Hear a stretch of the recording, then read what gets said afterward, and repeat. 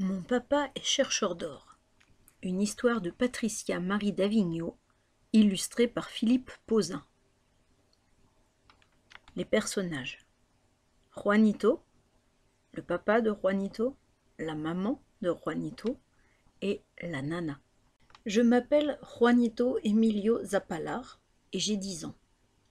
Je vis avec mes parents et mes 2 petites sœurs dans un village de la Cordillère des Andes. Mon papa est chercheur d'or. Depuis des années, il creuse.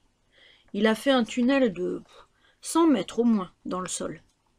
Tous les jours, il y descend avec sa pelle et sa pioche. Mais on ne peut pas dire que ça marche. Il ramasse à peine quelques miettes d'or par semaine. Un soir, je me rappelle, c'était un vendredi, papa a posé sur la table sa récolte de la semaine. Au fond d'un pot à confiture vide, il y avait 4 ou 5 paillettes d'or. Elles étaient si minuscules qu'il aurait fallu une loupe pour les voir. Maman est devenue toute rouge. « Quoi ? Voilà tout ce que tu ramènes ?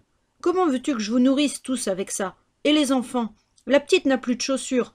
Vraiment, c'est plus une vie, Emilio, c'est une misère. »« Écoute, Rosalita, petit oiseau, a dit papa. Un jour on sera riche, crois-moi. Je vais découvrir le filon, un peu de patience. » Mais maman était très énervée. « Ton filon ? Parlons-en. Ça fait 10 ans que j'entends ce refrain. Et moi, j'en ai assez. Tu sais ce qui va arriver, Emilio ? Je vais prendre les enfants et je vais repartir en ville chez ma mère. » Ça nous a fait tout drôle, car maman n'a pas l'habitude de se mettre en colère. Papa avait l'air ennuyé. Il a soulevé son chapeau, il s'est gratté longuement la tête, puis il a dit tout d'un coup : « C'est bon, tu as sans doute raison, Rosalita. Dès lundi, j'irai chercher un autre travail. C'est moi qui partirai en ville. » J'étais affolée. Pourquoi papa voulait-il abandonner ce métier qu'il aime tant ? Quand il en parle, ses yeux brillent comme des pépites. Je me suis dit, pourvu qu'il continue à chercher de l'or. Hélas. Le lundi de bonne heure, papa a chargé son sac et quelques provisions sur son mulet. Il a dit en nous embrassant : « Je reviendrai dans quelques jours. » « Bonne chance, lui a dit maman. » Et sans se retourner, papa a quitté le village. Il est parti en direction de la ville, là-bas au fond de la vallée. Ce soir-là, en sortant de l'école, j'étais triste et je n'avais pas envie de rentrer à la maison. Je marchais dans la rue quand j'ai entendu une petite voix derrière moi. « Oh là, mais c'est Juanito, viens donc un peu par ici. » C'était la nana qui m'appelait. La nana, c'est la plus vieille femme du village et la plus pauvre. Les gens la trouvent un peu bizarre. C'est vrai, elle passe ses journées, hiver comme été, assise devant la porte de sa maison. Elle raconte des histoires à voix haute en balançant la tête. Souvent, je vais l'écouter. C'est elle qui m'a appris que Pancho, le cordonnier, avale tous les jours 3 clous pour se donner de l'énergie. C'est elle aussi qui m'a raconté l'histoire de Doña Elvira, qui prenait des bains de lune pour se faire blanchir la peau. Mais ce soir-là, j'avais pas envie de parler. La nana a insisté. « Petit, qu'est-ce que tu as ?»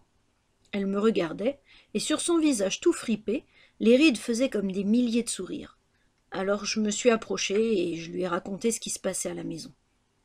Tout en parlant, je me suis soudain rappelé quelque chose. J'ai demandé : « Dis donc, la nana, tu te souviens ? Un jour, tu m'as raconté l'histoire de Don Alfonso, le premier chercheur d'or du village, et tu m'as dit qu'il t'avait donné une énorme pépite d'or. Montre-la-moi. »« Impossible, a dit la nana.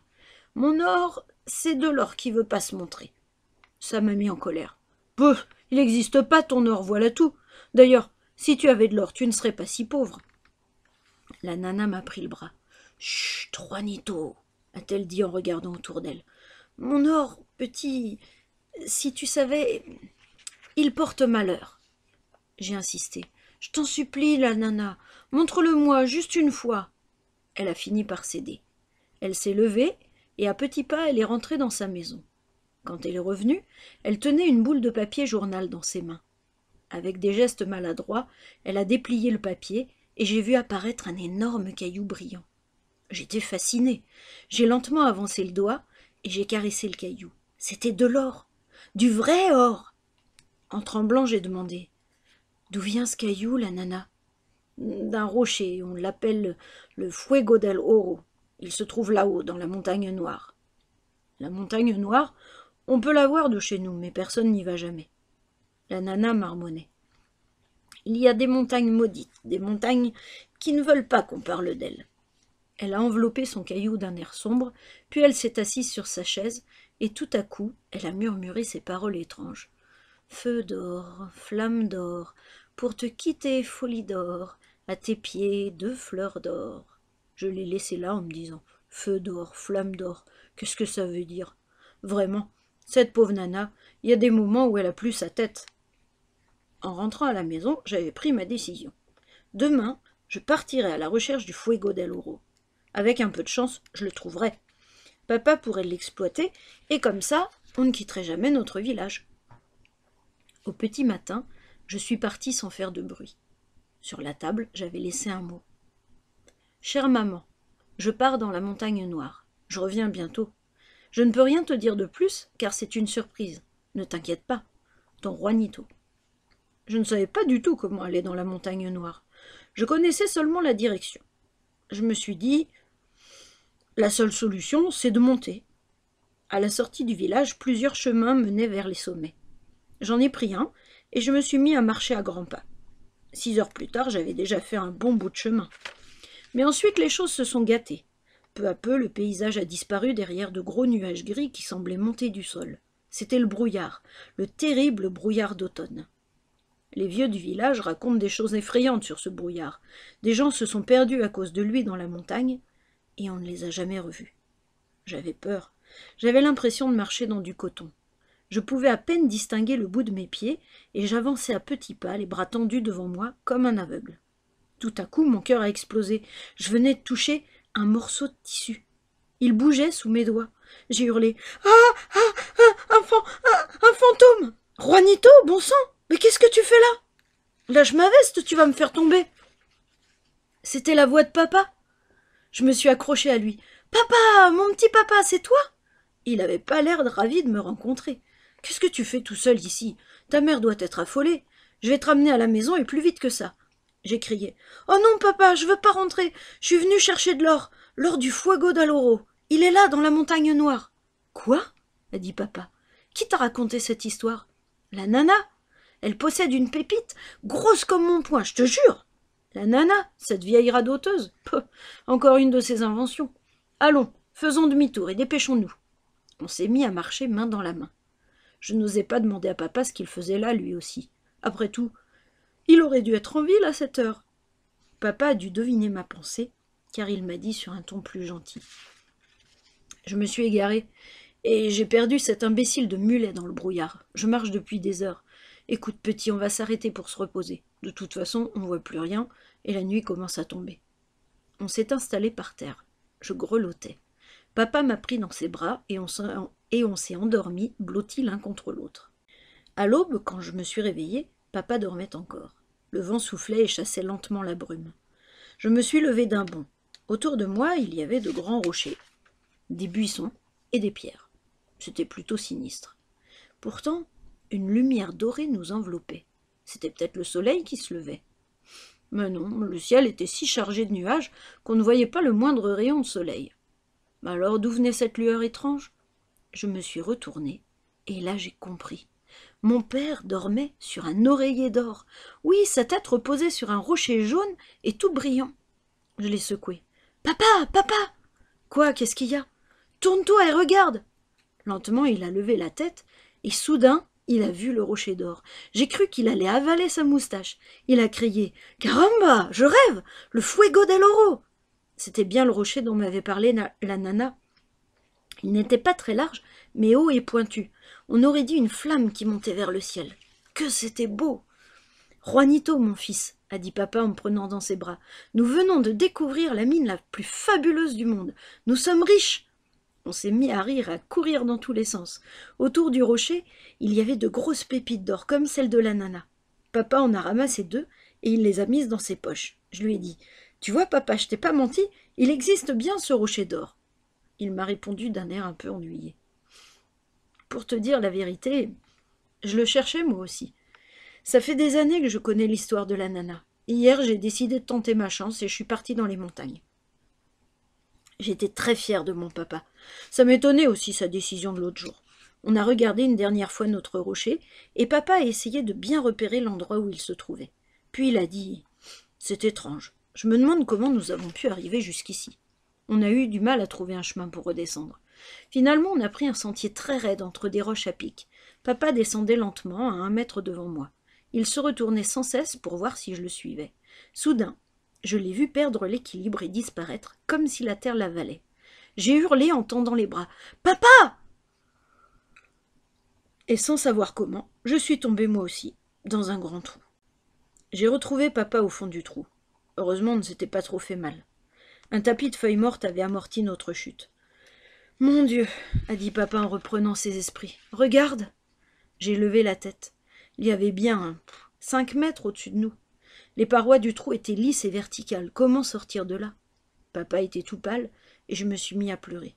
Nous n'avions plus rien à boire ni à manger, car dans la chute nous avions perdu nos sacs. Il ne nous restait que 2 choses. La longue corde que papa portait enroulée autour de sa taille et sa pioche. Papa a déroulé sa corde et il a cherché à se hisser. Il s'est écorché les mains, les genoux, le visage, en vain.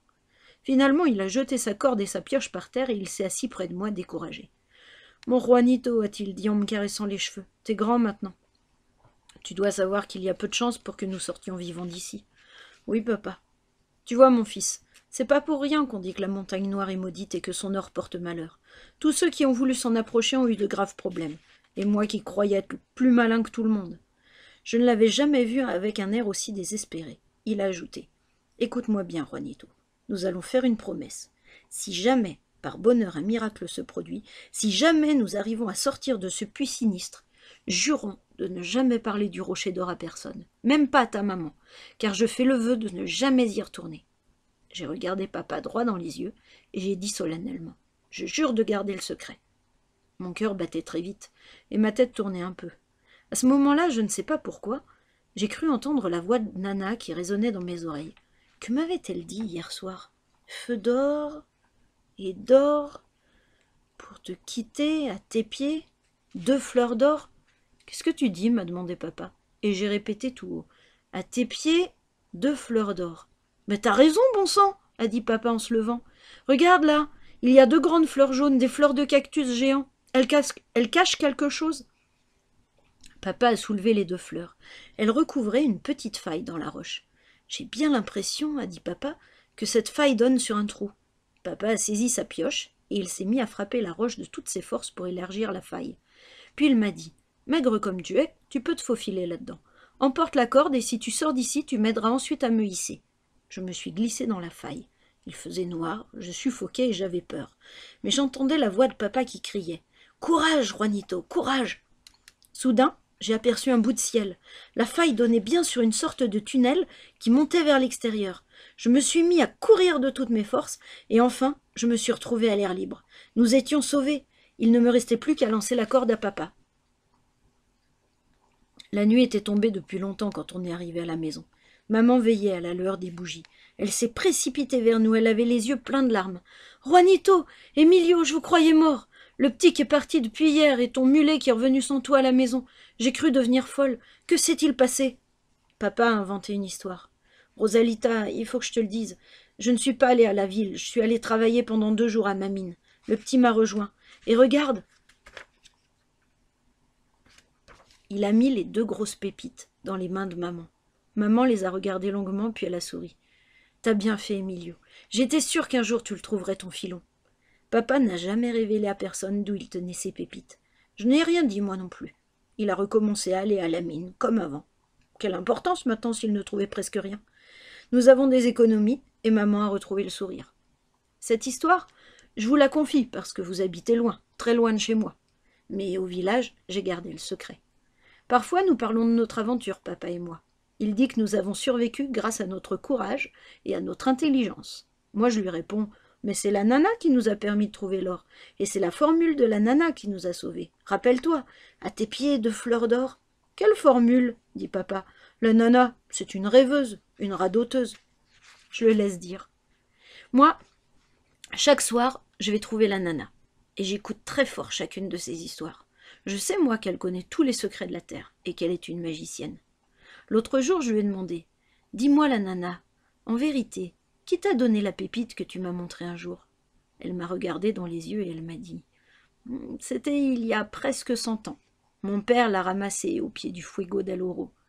Mais il n'est jamais retourné là-haut, car il lui est arrivé la même chose qu'à un certain Juanito et à son papa. Je suis restée bouche bée.